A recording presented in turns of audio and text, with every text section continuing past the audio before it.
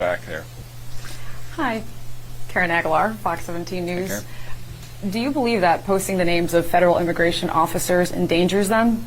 Well, this was really an issue where they were already part of a public record by being in Department of Emergency Communications calls, so I don't think it puts them at additional risk, but it's also not an intention of the executive order under which those names were released. So if it doesn't put them at additional risk, why did your office decide to remove the names?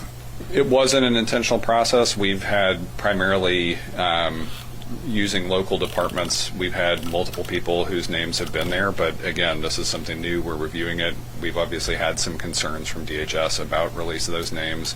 They would still be discoverable, but that was not an intent of the executive Do you order. understand the concerns of DHS when they're talking about endangering federal immigration officers by posting the names? I understand the concerns, but it's not a process that I would characterize as doxing. It was an unintentional release of names that were already part of a public record. So would you agree with them that releasing the names endangers them, or was it just to kind of appease I wouldn't HSI? say it was an endangerment process. I would say they may have some concerns. I'm far more concerned about the overall dynamic we have about unmarked, unidentifiable, masked people whisking people into vehicles. I think that's a bigger concern. Okay, and All right, well, I guess we better